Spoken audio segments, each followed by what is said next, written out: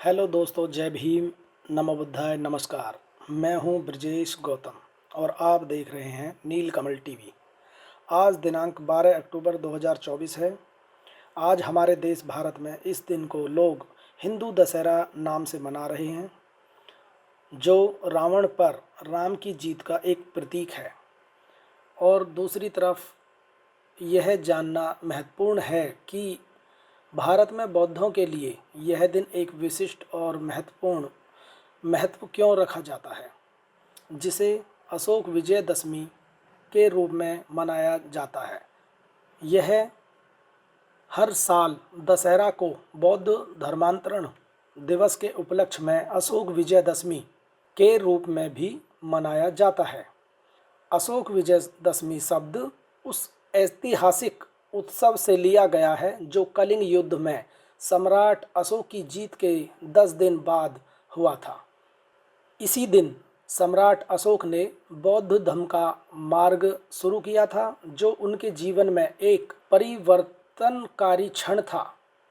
भीषण कलिंग युद्ध के बाद उन्होंने हिंसा छोड़ी थी और बौद्ध धर्म के सिद्धांतों को अपना लिया था। इस 10 दिवसीय कार्यक्रम में 10वें दिन का महत्वपूर्ण क्षण शामिल था, जब सम्राट अशोक ने अपने शाही परिवार के साथ प्रतिष्ठित बौद्ध भिक्खु भंते मोग्गलीपुत्तिस्य से धम्म की शिक्षा प्राप्त की थी। इस धम्म दीक्षा के बाद अशोक ने अपनी प्रजा का दिल बल या शास्त्र के माध्यम से नहीं, बल्कि शांति और अहिंसा के माध्यम से जीतने की प्रतिज्ञा की। बौद्ध धर्म के प्रचार प्रसार की अपनी प्रतिबद्धता में अशोक ने उल्लेखनीय प्रसार किए, जिनमें हजारों स्तूप का निर्माण, शिलालेखों और धम्म स्तंभों की स्थापना और बौद्ध धर्म के विस्तार के लिए अपनी बेटी संघमित्रा और बेटे महेंद्र को बौद्ध भिक्षुओं के रूप में श्रीलंका भेजना शामिल था, जहां उन्होंने 84,000 स्तंभ खड़े किए गए।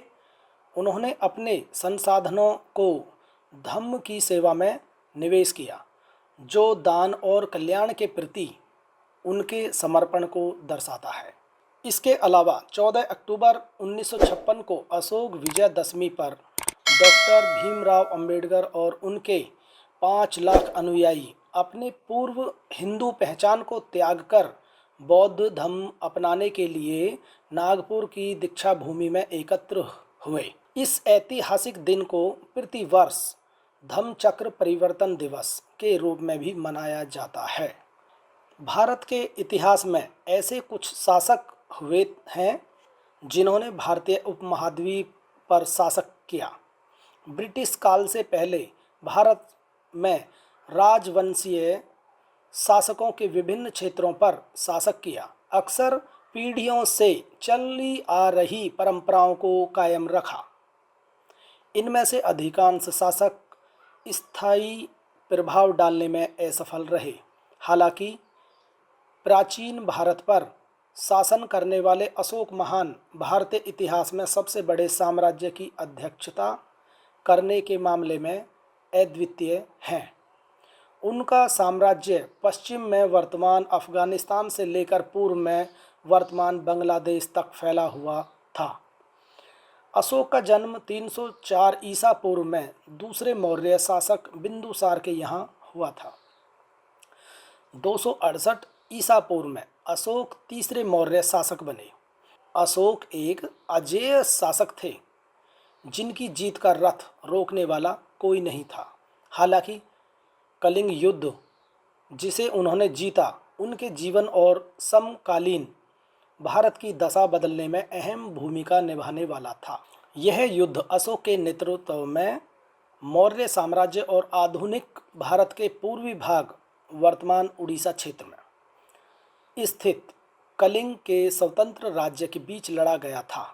कलिंग क्षेत्र अपनी समृद्ध संस्कृति और वाणिज्य के लिए जाना जाता था और विस्तारीय मौर्य साम्राज्य के लिए एक दुर्जेय प्रतिद्वंदी साबित हो रहा था, परिणाम स्वरूप मौर्य साम्राज्य और कलिंग साम्राज्य के बीच युद्ध हुआ।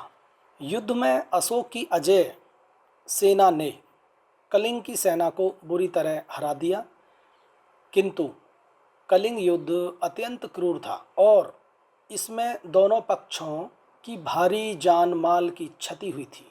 अशोक अत्यधिक पीड़ा, मानव जीवन की हानि और संघर्ष के कारण हुई तबाही से बहुत द्रवित हुए। उन्हें लगा कि उसने जो जीत हासिल की है वह निरर्थक और निराशाजनक है। युद्ध की भयावहता और उससे उत्पन्न पीड़ा को देखकर अशोक के हृदय में गहरा परिवर्तन आया। उन्हें कलिंग में अपने कार्यों के लिए पश्चाताप और अपराध बोध महसूस हुआ और युद्ध की मानवीय और नैतिक लागत से वे गहराई से प्रभावित हुए।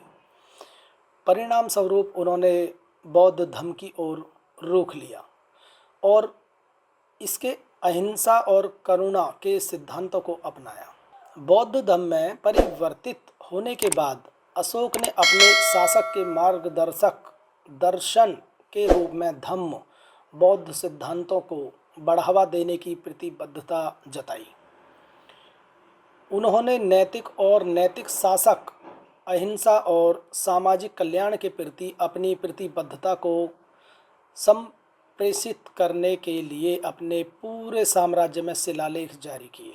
अभी हम बात करते हैं अशोक के शिलालेख और स्तूप।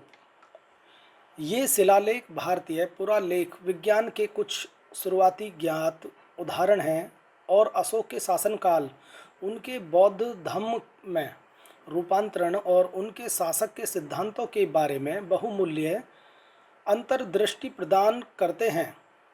उनके द्वारा बनवाए गए स्तूपों का उद्देश्य बुद्ध के संदेश को फैलाना था।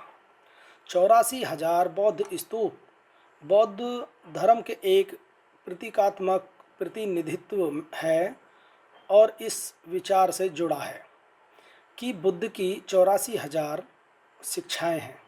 इन शिक्षाओं में बौद्ध दर्शन, नैतिकता और प्रथाओं के विभिन्न पहलू शामिल हैं। 84,000 की संख्या का प्रयोग अक्सर बुद्ध की शिक्षाओं की विशालता और गहराई को दर्शाता है।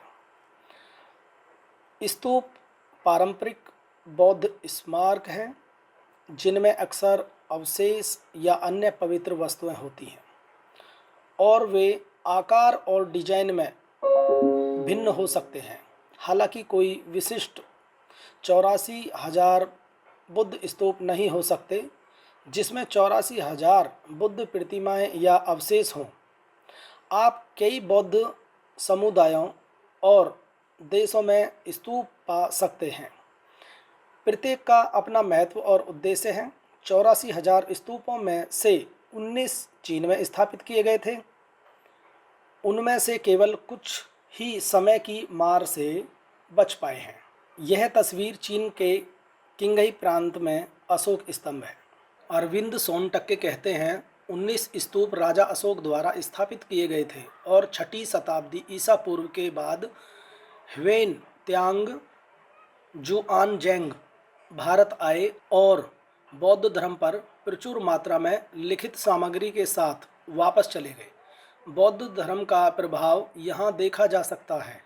चीन के 150 करोड़ से अधिक लोग नास्तिकता का पालन करते हैं, जो कि बौद्ध धर्म की शिक्षाओं का ही प्रभाव है। ऐसे समय में जब पश्चिम एशिया और यूरोप, इजराइल, फिलिस्तीन तथा रूस यूक्रेन के बीच युद्धों से त्रस्त है।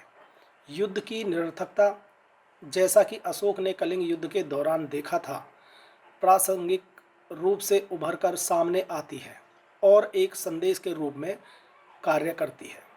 यह खबर मूक नायक द्वारा प्रकाशित थी, जिसे मैंने आपको बताया। अब हम इस खबर को यहीं विराम देते हैं।